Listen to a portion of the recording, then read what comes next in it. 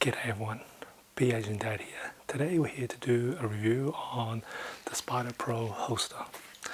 Now, before we get started, if you haven't done already, subscribe to my channel by hitting that subscribe button to keep yourself up to date with my videos that I upload.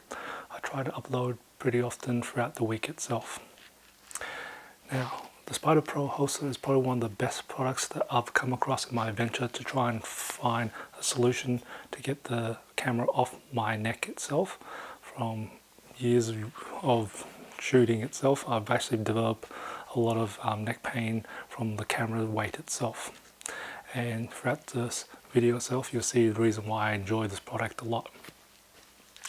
So let's get started. So the first part of the SpiderPro holster, it comes in two parts. You get the holster part, and this can come in different forms. It can either be a belt, you can just get the section only by itself, or you can just get the holster by itself. The second part of it is, of course, the plate itself. And there are different types of plates for this. This is the original version 1 plate. I'll show you version 2 plate later on. And you will see probably the Black Widow plate as well. Now, how this actually works itself is you pretty much have the belt, you clip this around, and then you pretty much clamp this inside it. I'll show you how that out. So let's start with the belt itself. First off, this belt is adjustable, and this is the single camera version of itself. There is a dual camera, so you'll have two of these itself, and there is an upgrade kit, so you can actually go from a single camera to a dual camera itself as well too. So it's a nice little, definitely plenty of options there for this sort of product itself. So of course, to adjust the belt itself, it's all Velcro base, which is kind of nice. And of course, this massive clamp itself. I do normally with the DSLR, I would normally use this belt itself. I find it very comfortable and it takes a lot of my weight, and having that extra pad helps a lot for the bigger, heavier cameras plus heavier lenses as well. So if I'm using my mirrorless, I normally would just use the holster only, and I'll just wrap that around the belt, and I'll show you that in a moment for you as well too. So let's get firstly started. Is you pretty much go around your waist and then clip it on. Now I'm just going to quickly show you while we're close to the camera is how to undo it itself. So I'm just going to clamp it in. So to unclamp it, you need to press, of course, this side, and there will be another button itself, so you can then press that to release itself. So it's actually a two-hand operation to undo it, so you can't really undo it by accident in a way, which is very nice to know. So I'm just going to put this around my belt to show you what it looks like. So, first thing, you can either have it, which is suggested to have it on your side. Sometimes I'll actually pull this and have this running to the back end itself. And that really depends on lens and what I'm doing as well. So if I'm just doing a gig of shooting, then I'll usually have it on the side.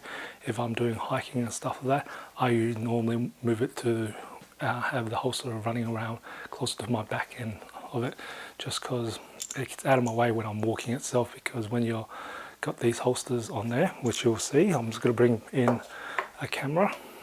So I've just got a Canon DSLR camera here with a pretty hefty wide angle lens in a way. So, and pretty much what you do is the holster itself will have a pin, and you pretty much just go, I'll just come a little bit closer to it, and pretty much you line the pin itself into the hole itself, and you pretty much let it clip, and then you hang itself.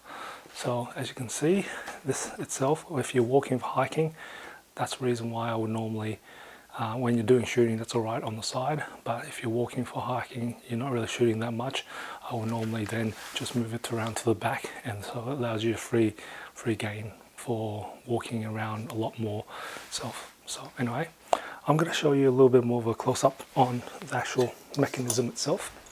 So pretty much you have the holster itself, and then this is the actual pin and clip itself. So normally the camera will be like this, so you actually either, it doesn't really matter how you actually put this in, but pretty much it will go in and you let it hang. Now the holster itself, this is the Pro version of the holster itself, so it's made of fully metal. You'll see on the side there is a clip, pretty much a button itself, a lever which you can turn down. Now what this lever does itself is, once it's down, it means this is 100% lock. It can't, this plate is not able to come out. Now this lever has 2 modes itself, so that's currently in lock. To unlock it temporarily, you can push it up half, only like a little bit, and that will release this plate itself up. Now, and then it will normally pop itself back down, but you can, and of course you don't need to press the lever when you put it back in, but you can leave it. If you press it all the way up, it locks into free mode itself, so it can go in and out whenever it does. I do normally leave it in this mode itself. I do find, even for hiking, I still leave it in that mode itself, because I find pretty much it is extremely hard for this to actually pop itself out, even with a heavy camera itself, because it does need to have it really in a really nice right angle to actually pop this out. So what I mean by right angle is this sort of right angle to get it out. Even if it's a little bit of it won't get up. So it does take the right angle to actually pop it out. So very rare you'll see me use and have it locked in, but it's there if you need to be secure. So maybe if you're doing a gig and you don't want anyone stealing your camera by accident, that's probably a good idea to lock it. So it's got a nice locking feature itself. Oh, also forgot to mention, the holster itself on the bottom end does include an Allen key, which it is used. So this is to screw it in and screw it out. So that's attached to your tripod mount hole itself. This is version 2, version 1 is the same as well. It's got 2 more holes, so you can actually put your tripod mounts into there as well. Okay, so this one here is just the plate itself. Now with the heavier lens, so on a bigger lens itself, it is a 200mm lens itself, so you can actually again run off the plate itself on the body itself, and again of course right angles first, and then let it drop itself, and then pretty much you got a pretty stable there itself.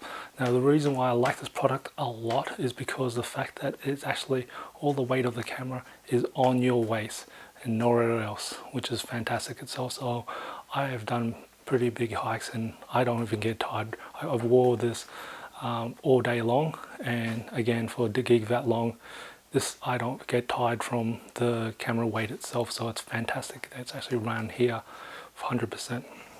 So again, you can actually then run this off. Like I said, you'll see it wiggles a little, but it's very hard to get it, and I don't feel the lens itself whacking on me as well too, which is one of the problems with the other clips and straps itself. So this is fantastic in that. Like I said, you can even jump, and that's fine. Now, I don't really normally run for the holster holding on the clamp on the body itself. I usually, for a larger lens, I actually use the collar to hold the clamp, to hold the actual camera on the holster itself. Now, only just a few recently that Spider has actually created a lens collar mount plate itself, which is fantastic. So it's definitely is left and right, of course, because it's got 2 sides, so you can put the pin on left or right depending on if you're left or right or dual camera itself, so it makes it easy. And I would normally then actually mount it through this way itself. I'll show that in a moment, but before this plate actually arrived, what I had was pretty much I actually bought a lot of these spare pins itself. So you can buy the spare pin for these things, but what I would normally do is just buy the spare pin and I'll screw that directly into the collar, the lens collar hole itself. So if you didn't have the plate, and then I'll just hook that, that pin itself onto my holster itself, and it worked fine for many years before they actually produced this out. So that is probably a cheaper way. I think this goes for around about $7 or $8 on their Spider site itself. So it's not that expensive itself, and that's actually a good cheap method before, if you don't want to invest in the lens collar plate itself. But as I said, as I always do, I always hold the 200 with the actual lens itself. So you can pretty much, instead of using the actual one on the body, I'm using the lens collar one. So again, I'll just hook it in, and that's it. And it's actually a little bit more better balanced that way anyways as well too. As I said, you can then do the same thing, and it takes a little bit, but if you feel unsecure, you can just give it a flick to that little lever itself to lock it in place so it won't move. And again, on longer trips, I would just actually pull the crap so I can actually walk around and not have to worry about having this. And it doesn't even hit my bum. So that's great. So no lenses or anything that is actually touching my body when this is in this mode, or even on the other mode itself. So that was one of the good, plenty of advantages of this actual product itself. So it's fantastic. Now I'm going to, oh sorry, I've got it unlocked mode. And again, now it's unlocked and I can't get out because I'm not even in right angles itself. So you're going to make this right angles and then take it out that way. So I'm going to show you the version 1 and version 2. So currently I've got version 2 currently here, which is probably the better one, and I would suggest to get the version 2. So this is version 1, so they made it improvements on making it wider, especially the two arms itself, and because they found out, and we all suggested feedback to them, that the arms needs to be wider to actually accommodate the wider ones, so we can have this going away from our body even better. So definitely get version 2 if you purchase this. And version 1, I've got plenty of these because I run a lot of these ones around itself. Now I'm going to show you the actual other one, which is the really thin one, which is good for your mirrorless camera if you really want. As you can see how flat that is. It's made of metal, and it does pretty much the same job, and it's great for mirrorless because it's nice and thin itself, and you pretty much attach it as per normal way. So it's fantastic in that sort of sense. Anyway, it's one of the products that I use a lot, and definitely it's probably the most suggested product. I suggest you, if you have a heavy DSLR or heavy lens, generally I should use it for everything because I find it's the best simply because I don't feel the weight of this itself. Oh, before I forget, is when you actually purchase you can purchase the holster by itself only. I think they're on the website is currently running off about $120 itself. I don't really suggest you purchase that there. What I suggest is to purchase this belt instead. And it goes an extra more, $30 more, but the reason why I say that is because you can actually take this off this. It's just a matter of using Allen screws, so you'll see it, hopefully the two screws there.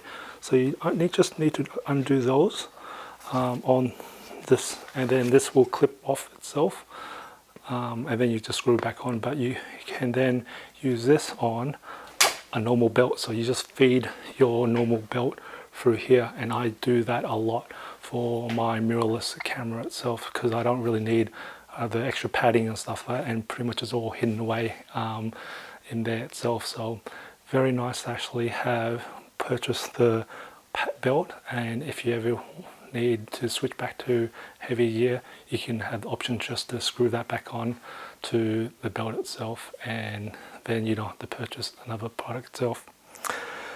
Anyway, just this video itself is part of a mini series of videos of making to find different solutions to get the camera off your neck itself. So please check the other video as well. It'll be fantastic if you can enjoy those ones as well too.